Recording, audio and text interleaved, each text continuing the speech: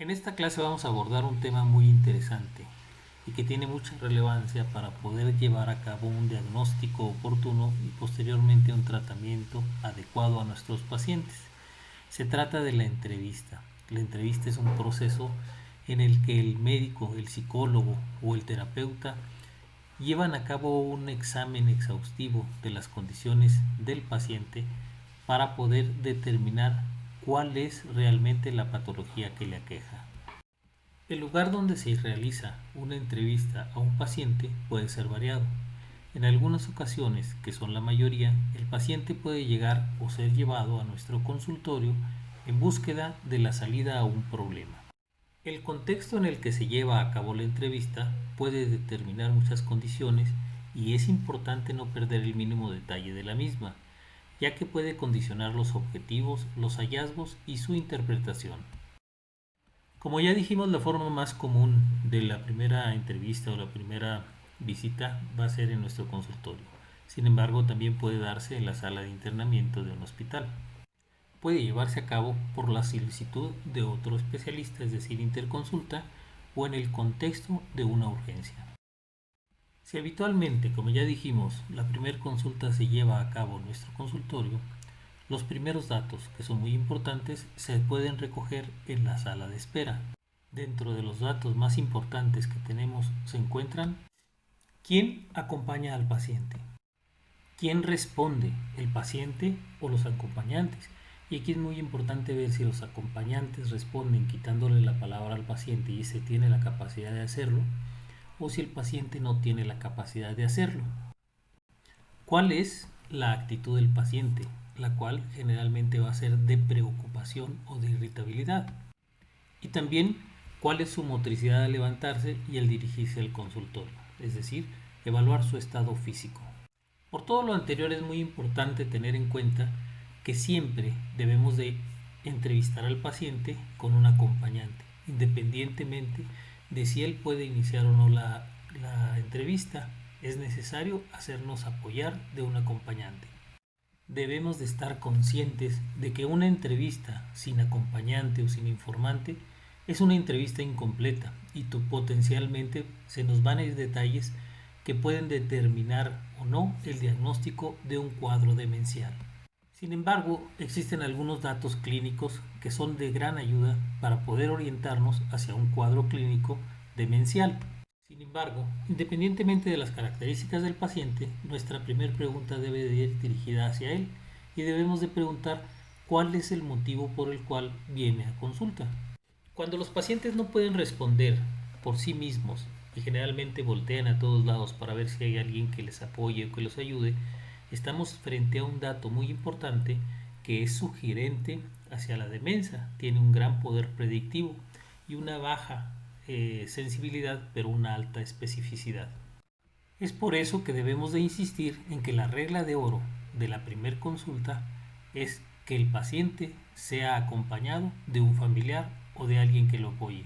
Es muy importante investigar cuáles fueron los síntomas que motivaron la consulta y distinguir la percepción y preocupación al respecto de los síntomas en el paciente y en sus acompañantes.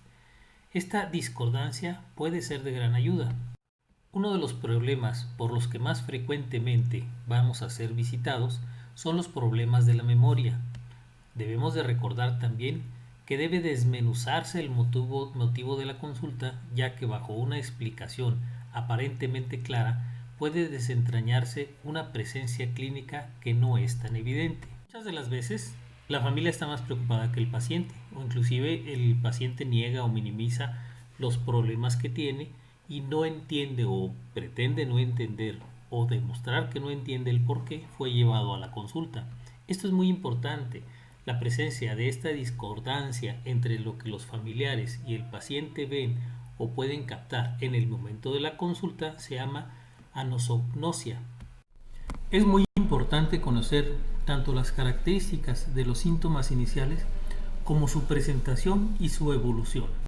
Cuando la sintomatología se presenta de forma aguda, sin un desencadenante característico de la demencia, generalmente no podemos hablar de una demencia.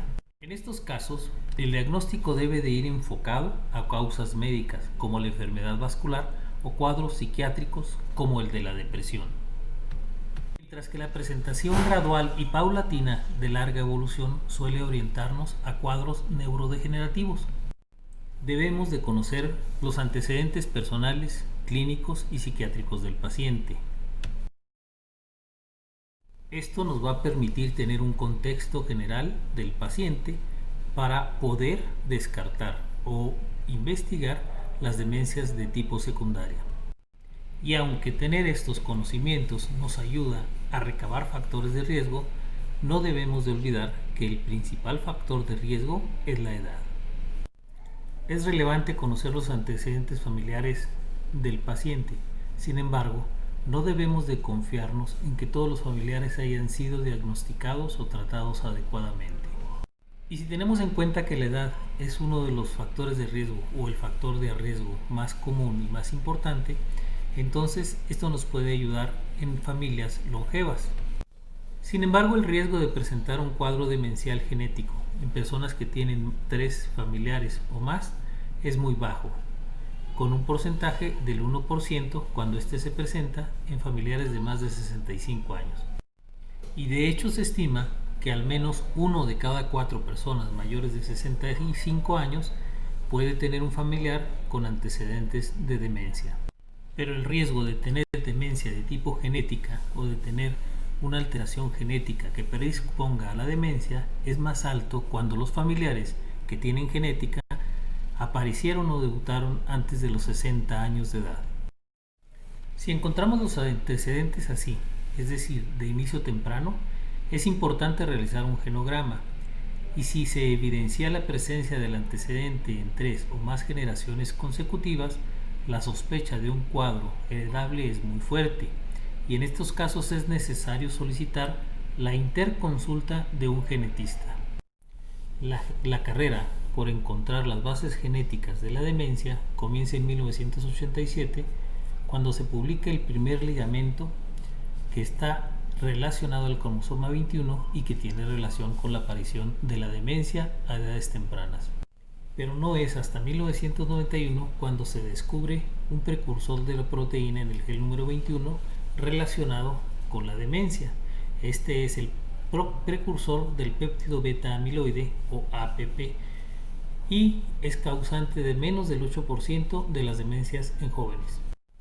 Posteriormente, en 1955, se descubre un gen llamado actualmente penicilina, antes S182, el cual está relacionado con la mitad de los casos de enfermedad de tipo familiar en adultos jóvenes.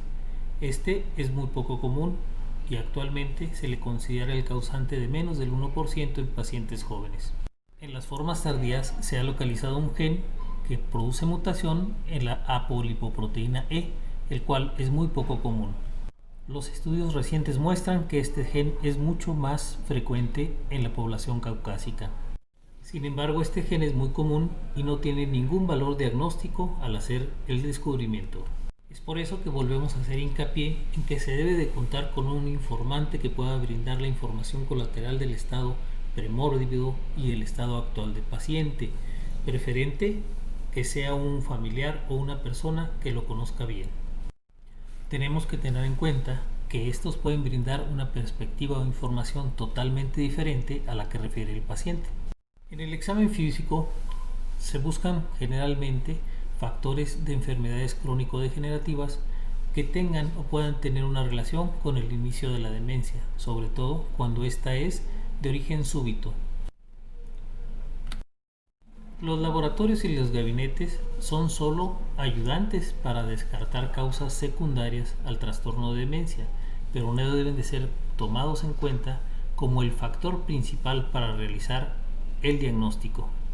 Estos solo deben de realizarse cuando se sospecha de un origen secundaria, generalmente relacionado con hipotiroidismo o falta de vitaminosis, ya que el hipotiroidismo o la falta de vitamina B12 son frecuentemente asociados con la demencia. La entrevista debe ser una investigación minuciosa, en la que deben de recabarse grandes datos y mucha información.